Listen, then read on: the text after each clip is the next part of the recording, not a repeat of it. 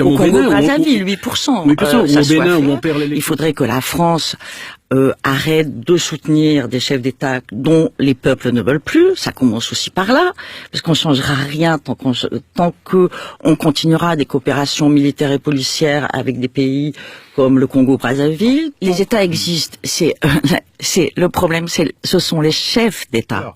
Alors, ma conclusion, et d'une certaine façon, la dernière question que j'aimerais vous poser, c'est est-ce que derrière ne se pose pas la question de la constitution de véritables États?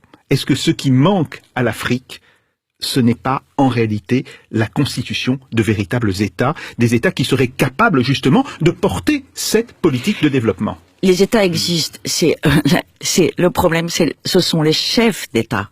Vous voyez bien que quand vous avez un chef d'État comme Nana Akufo-Addo, qui pense, qui n'est pas dans le rapport dominant-dominé, et on l'a encore vu à Dakar il y a pas longtemps, et son discours était formidable, il a été salué par tout le monde, et il dit il veut plus d'aide, ils n'ont pas besoin d'aide, ils ont toutes les richesses, il ne veut plus d'aide. Donc le problème c'est pas des États, ils existent, c'est des chefs d'État. Et à ce moment-là, c'est les interférences dans les élections, surtout mal faites, c'est-à-dire qu'il y a toujours tous les États interfèrent avec tous les États. On va pas faire de l'angélisme, ça existe partout. Mais des interférences faites n'importe comment, en fonction d'intérêts plus souvent privés que publics, ça arrive à du grand n'importe quoi. Je vais prendre un cas qui est très simple, c'est celui de la Côte d'Ivoire, et qui nous a énormément coûté en images. Et peu importe, le problème n'est pas de dire tel est bien, tel est mauvais, mais la façon, la méthode utilisée pour changer de pouvoir et imposer quelqu'un qu'on préférait, ou plutôt que les États-Unis préféraient, à la place de quelqu'un qu'on n'aimait pas, et qui pourtant avait d'excellentes relations avec les États-Unis, a été désastreuse. On aurait au moins pu faire le travail proprement.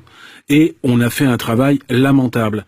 Et donc, à partir de là, et comme on a fait partout ce genre de travail lamentable d'une manière ou d'une autre, comme par exemple au Mali, en inversant le résultat de l'élection parce que un candidat était l'international socialiste et l'autre pas, enfin c'est n'importe quoi, ou comme au Bénin, Brazzaville, 8%, 8%, ou au Bénin où on perd l'élection. On pourrait avoir une vraie politique africaine sans corruption, sans affaires sales. Oui, on pourrait avoir une vraie politique africaine gagnant-gagnant, sans corruption, sans affaires sales. Mais à ce moment-là, il faudrait que la France arrête de soutenir des chefs d'État dont les peuples ne veulent plus. Ça commence aussi par là, parce qu'on changera rien tant que on continuera des coopérations militaires et policières avec des pays comme le Congo-Brazzaville, tant qu'on continuera à soutenir Faure Gnassingbé alors que sa population n'en veut plus au Togo et qu'il y a des manifestations sans arrêt.